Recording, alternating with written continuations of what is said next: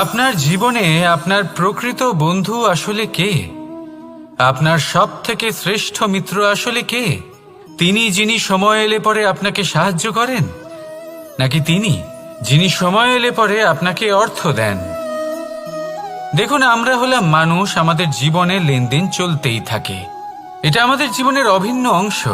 কিন্তু অনেক সময় এমন হয় যে আমরা তাকেই নিজের প্রকৃত বন্ধু বলে মনে করি, যিনি আমাদের একটা বহুমূল্য উপহার দেন, ঠিক কিনা? এবার আপনার জীবনে সেই বহুমূল্য উপহার কোনটা, ওই অমূল্য মিত্র আসলে কে, সেই সিদ্ধান্ত হলো আপনার। কিন্তু যদি আপনি আমাকে জিজ্ঞেস করেন, তাহলে আমার মতে স্বর্ণ, হিরে, মুক্ত, ধন এগুলো বহুমূল্য নয়।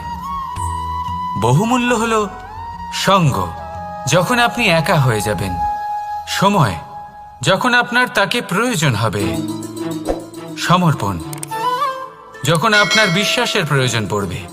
যে মানুষ আপনার প্রতি এই 3 গুণ প্রদর্শন করেন, যিনি আপনার কঠিন সময়ে আপনাকে অবশ্যই সঙ্গ দেবেন, যখন আপনার প্রয়োজন পড়বে আপনাকে অবশ্যই সময় দেবেন, আপনার প্রতি সম্পূর্ণ সমর্পিত থাকবেন, সেই হলো আপনার আসল মিত্র, সেই হলো আপনার প্রকৃত বন্ধু।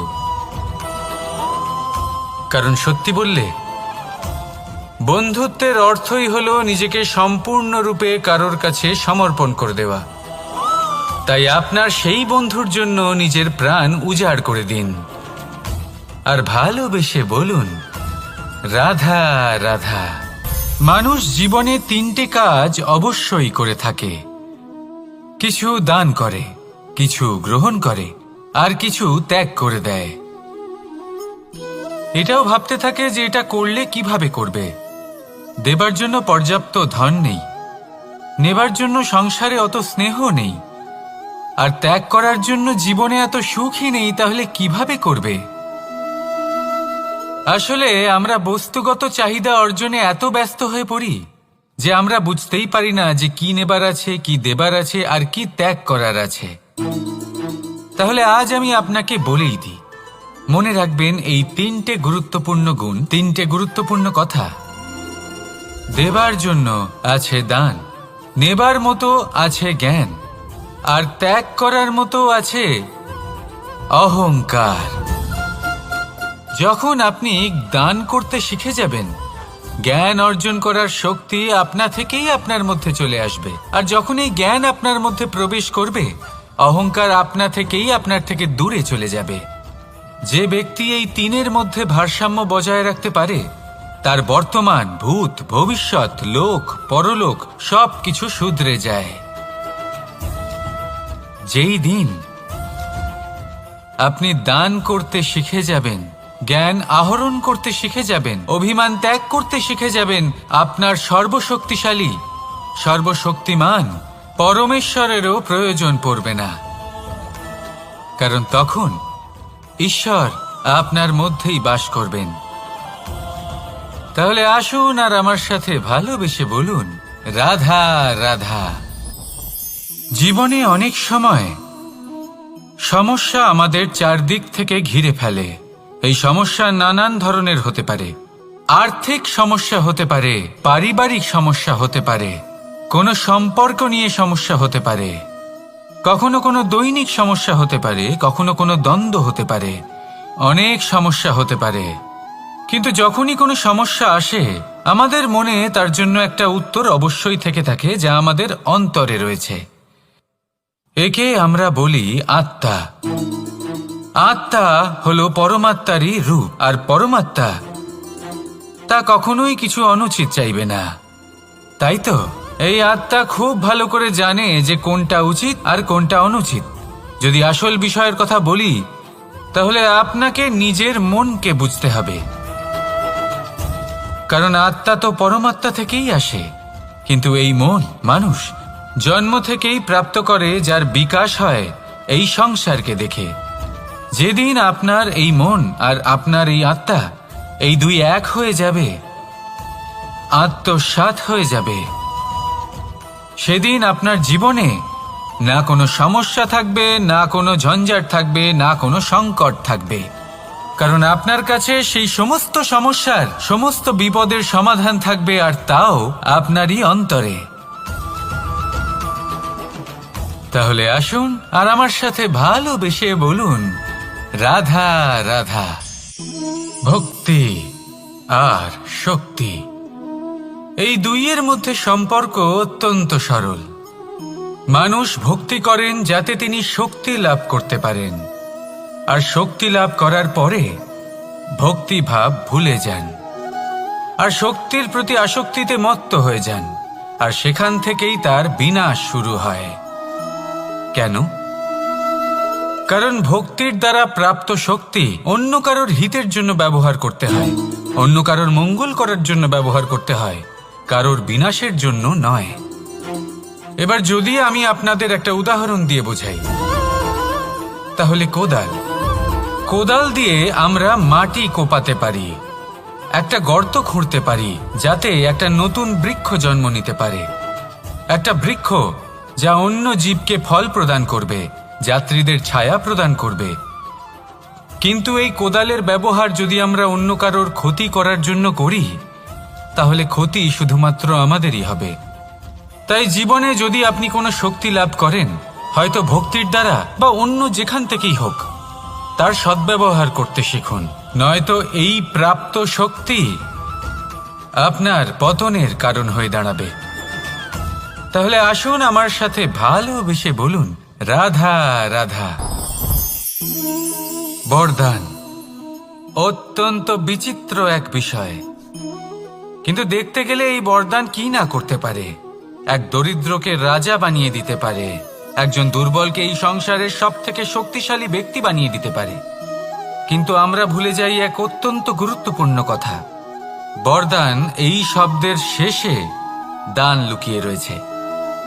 এই দান কথাটা অত্যন্ত গুরুত্বপূর্ণ। আমাদের মনে রাখা উচিত এই বরদান আমরা দানে পেয়েছি, আর তাই তার সম্মান করা উচিত, কখনোই অহংকার করা নয়।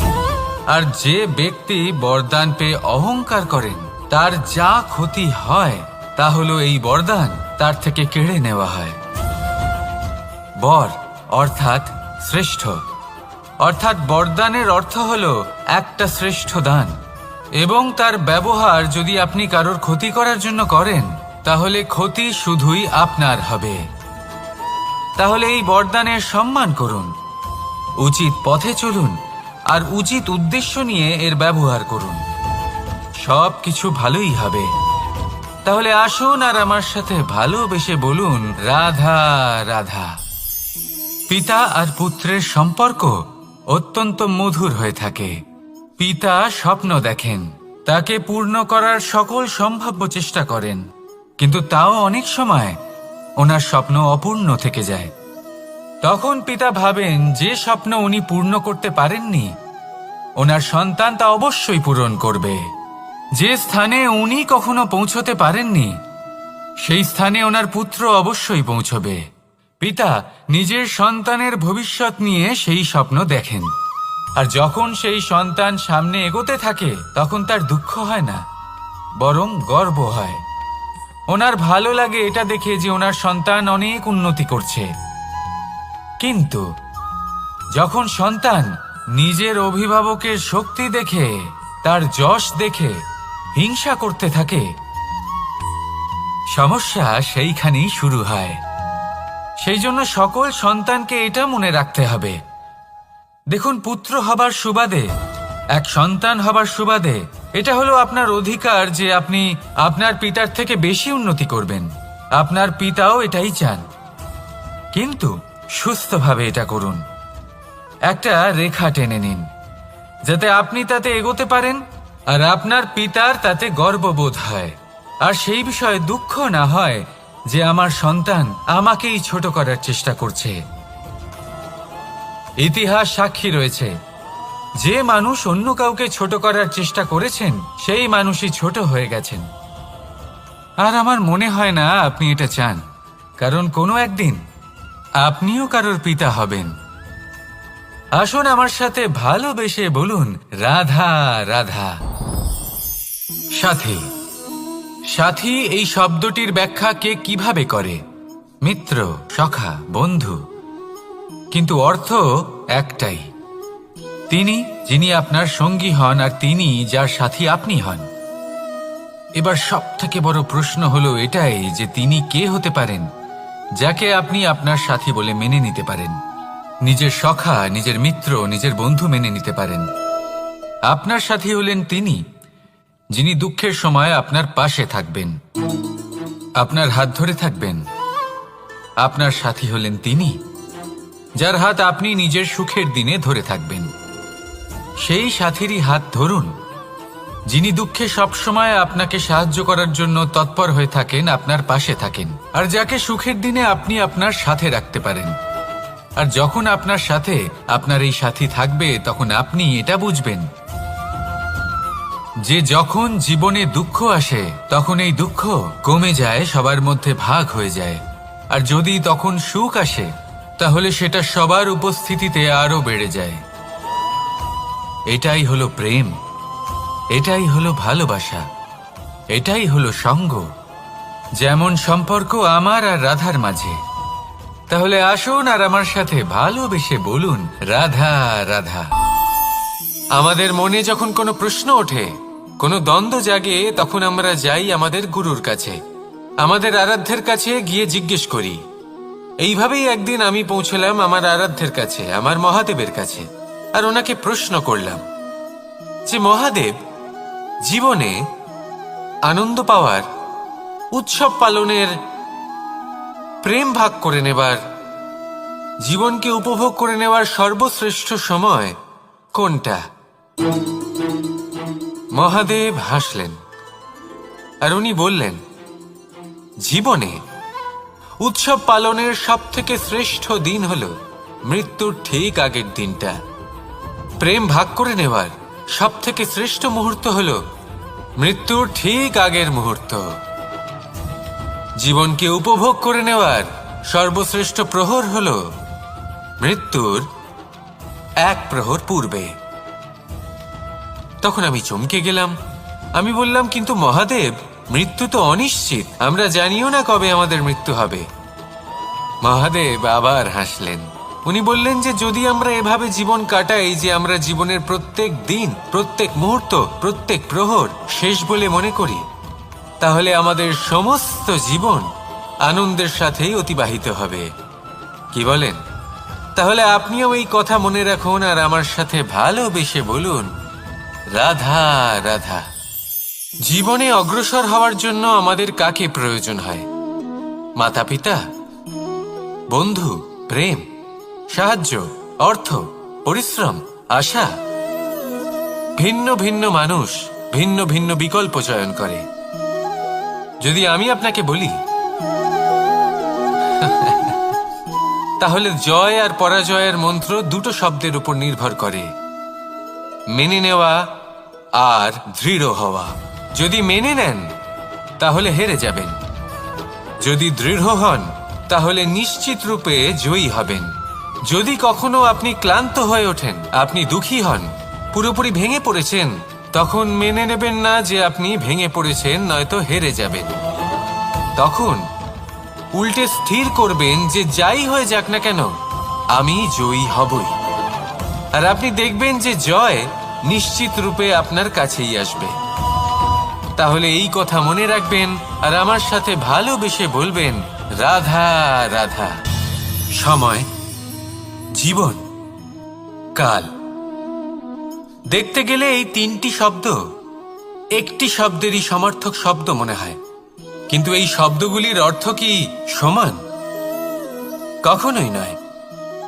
হ্যাঁ, এই সময় চলতে থাকে, জীবন চলতে থাকে, কালচক্র চলতে থাকে। এই সময় কেটে যায়, কিন্তু এই জীবন, একে যাপন করতে হয়। কি বলেন? এই জীবনে কিছু করুন বা কিছু না করুন, জীবন এমনি কেটে যাবে, আপনি জানতেও পারবেন না। কিন্তু সেটা আমাদের উদ্দেশ্য নয়, একে যাপন করতে হবে। এই জীবনে প্রেরণা পেতে শিখুন, প্রেরণা দিতে শিখুন, আহ্বান গ্রহণ করতে শিখুন, আহ্বান জানাতে শিখুন, মহান কাজ করতে শিখুন, ধন্যাত্মক বোধ জাগিয়ে তুলুন। জীবন অতিবাহিত করার অর্থ কি তা আপনি শিখে যাবেন। কারণ সময় কেটে যায়, সমস্ত যুগ কেটে যায়, কিন্তু জীবনের রীতি জীবন কাটিয়ে দেওয়া নয়, জীবন যাপন করা। এই জীবন সম্পূর্ণরূপে অনুভব করতে হবে, নতুন পথ বানাতে হবে। এবারে যদি এই জীবন বাঁচার সময় একবার ভেবে দেখুন, যদি মনে প্রেম থাকে, সদ্ভাবনা থাকে, তাহলে কি হবে? এই জীবনকে বাঁচার অনুভূতিটাই অন্যরকম হয়ে যাবে, একটা আনন্দময় অনুভূতি লাভ করবেন। তাহলে এটাই করুন আর আমার সাথে ভালোবেসে বলুন, রাধা রাধা। আপনি কি কখনো কোনো জলের ধারা দেখেছেন?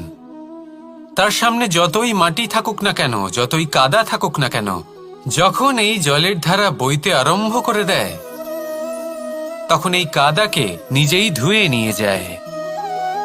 ওই কাদাকে ধুয়ে দেয় এবং নিজের পথ নিজেই তৈরি করে নেয়।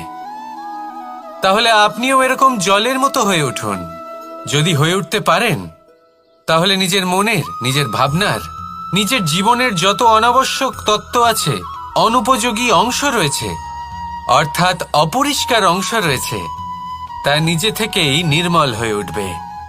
আর যেরকম জলের ধারা কখনো থেমে থাকে না, সব সময় বয়ে চলে, সেইভাবে আপনিও কখনোই থামবেন না। সবসময় বয়ে চলুন, এগোতে থাকুন। পথে যদি অনেক বিপদ আসে, সমস্যা আসে, থামবেন না, তার উপর নিরন্তর প্রহার করুন, নিরন্তর প্রয়াস করুন আর অগ্রসর হন। আপনি ভেবে দেখুন, এই জলের ধারা কখনো থেমে থাকে না, সবসময় বয়ে চলে, বিপদের সম্মুখীন হয়ে তাকে সাথে বয়ে নিয়ে চলে। সেই জন্য জলের ধারা, প্রবাহমান এই ধারা, এর থেকে কখনো দুর্গন্ধ আসে না, এতে কখনো ময়লা জমতে পারে না, বরং পালিত হয় সুন্দর প্রাণবন্ত জীবজন্তু, যেমন সুন্দর ছোট মাছ। তাই আপনিও এটাই করুন, কখনো থামবেন না, শুধু চলতে থাকুন, জলের ধারার মতো বইতে থাকুন। আপনি আপনার লক্ষ্য অবশ্যই খুঁজে পাবেন, আর তার সাথে নিজের অন্তরের যে মালিন্য রয়েছে, তা আপনি নিজেই নিজের থেকে দূরে করে দেবেন। তাহলে আসুন আর আমার সাথে ভালোবেসে বলুন, রাধা রাধা। এবার অনেক সময় মানুষের মনে এরকম প্রশ্ন আসে যে এই সংসারে সব থেকে বড় বিপদ কি? কেউ বলে ধর্ম সংকট, আবার কেউ বলে প্রাণের উপর আসা সংকট। প্রত্যেক মানুষের জীবনে বিভিন্ন সংকট আসে, আর এই সমস্ত সংকট অত্যন্ত বিচিত্র হতে পারে। এই সমস্ত সংসার হলো সংকট দ্বারা পরিপূর্ণ। ঠিক আছে, আপনাকে একটা উদাহরণ দিই। একজন ধনী ব্যক্তি, এবার ওনার জীবনে সংকট কি হতে পারে? সংকট এটাই যে কেউ তার সম্পত্তি চুরি না করে নেয়, আমরা বুঝতে পারছি। এবার একজন চোর, তার জীবনে সংকট কি হতে পারে? যে চুরি করার সময় সে যদি তার একটা কাশি চাপতে না পারে, তাহলে সে ধরা পড়ে যেতে পারে, ঠিক কিনা? আবার অনেক সময় এমনও হয় যে যার জন্য আমি সংকট, সেও আমার কাছে সংকট।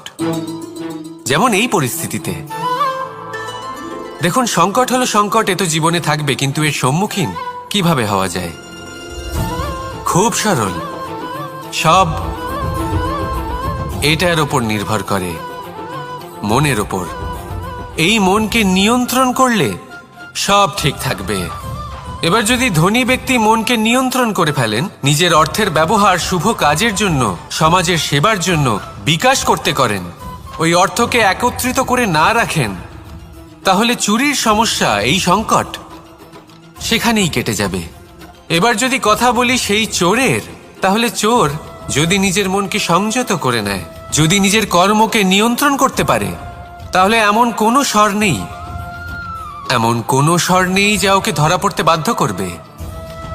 সেই জন্য জীবনে সংকট যতই আসুক, যত বড়ই সংকট আসুক না কেন, কবচ হলো একটাই, আর এই কবচের নাম হলো আত্মনিয়ন্ত্রণ। নিজের মনকে নিয়ন্ত্রণে রাখতে শিখুন। এটা নিজের জীবনে প্রয়োগ করে তো দেখুন। যদি আপনি করতে পারেন তবে আপনি দেখবেন যে সংকট তো জীবনে আসা যাওয়া করে, কিন্তু সেই সংকটগুলির সম্মুখীন আপনি এইভাবে করতে পারবেন। তাহলে সেটাই করুন আর আমার সাথে ভালোবেসে বলুন, রাধা রাধা।